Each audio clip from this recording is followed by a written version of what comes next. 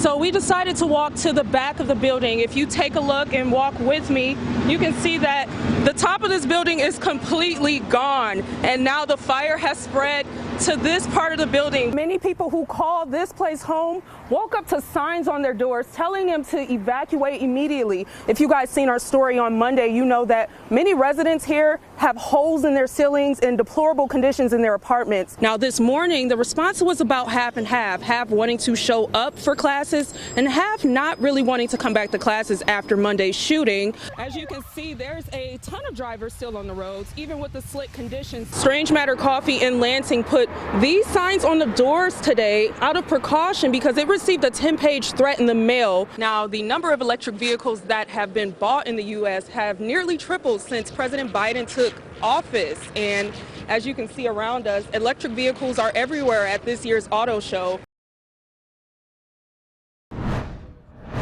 Yes, Siobhan and Sherry. So the man we spoke with today is indeed a survivor. He says he was very shaken up during our interview today because the gunman actually pointed directly at him before he fired off shots, and he actually did fire off shots. Now, during our interview today, right in the middle, we found out exactly who the victims who died in the shooting were, and unfortunately, one of those victims was his co-worker. Like, if I don't move, like right now, I'm gonna get shot. A harsh reality, but says he's thankful he's here to tell his story. None of us knew that there was even a guy with a gun in there, like, until, like, we did know. Jackson is not a student at MSU, but has been working in the Union Cafeteria kitchen on campus since January. On Monday, around 8 p.m., he realized it would not be a normal night of work for him and his colleagues. And they thought a balloon had popped. Then the gunman, Anthony McGray, barged into the cafeteria. I honestly do think he shot at me and missed. As everyone runs for cover, Gibson debated on running back. And because I thought of my coworkers and I was like, oh my God, like they're still in the kitchen, like what, like, I don't know, I was like wanted to go back, but then a student grabbed me and he was like, dude, no. The names of the victims who died last night, Alexandra Verna and Brandon Frazier, were released right in this moment during our interview. His girlfriend breaks the news to Gibson that Brian has died. It was Brian. Brian's the one. I don't know if I want to talk about this then, or if this is like, I was hoping that Brian was okay. Gibson says he hasn't gotten sleep since the shooting, and even though he's still here, he can't help but grieve for the victims affected. I don't know why I didn't get shot. Like, I don't know, like, why, you know what I mean? Because none of us deserve that.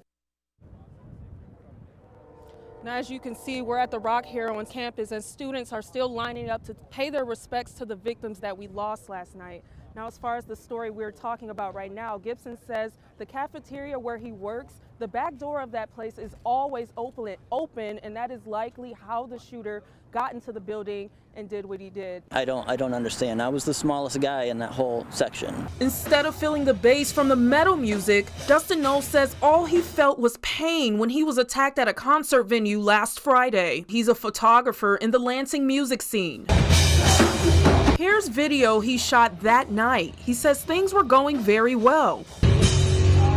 Up until this moment, towards the end of the night, when security steps in here. Next thing I know, he grabbed me by the neck and threw me to the floor. Knowles says he's being carried out by the neck here and trying to fight back. I understand if I was unruly or doing something wrong, but I mean, I was literally just standing there. So I was upset, you know. I couldn't figure out what I did wrong. He was taken to the hospital, taking different kinds of photos. Many witnesses took to the web to leave one-star reviews and comments, slamming the junction for the security guard's actions. He was being carried out by his neck upside down. Eric Britt says he saw everything, and the venue's lack of experience with hosting metal shows is likely why this happened. From what I gather, he got too close to the security guard involved with this phone. No one should be assaulted coming to a show. I was shocked. Being kind of taken out of context to a certain degree. The Junction's manager, Tyler Mainville, says he doesn't know all the details just yet, but says the security guard in this video followed appropriate measures,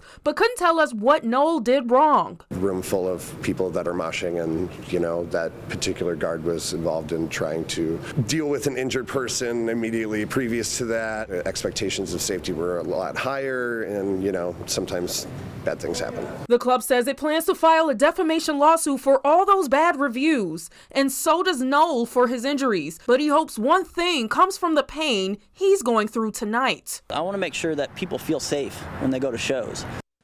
Now, Detroit is known for being the Motor City, so the fact that the auto show is back is very, very exciting for people like myself. And it's in September, which has never happened. Now, today was press day, so it's not quite open to the public just yet, but it will be this coming weekend. There's many themes and attractions you can expect to see at this year's show, like muscle cars, classics, the newest F-150s that are able to be test driven right in the middle of the showcase at Huntington Place.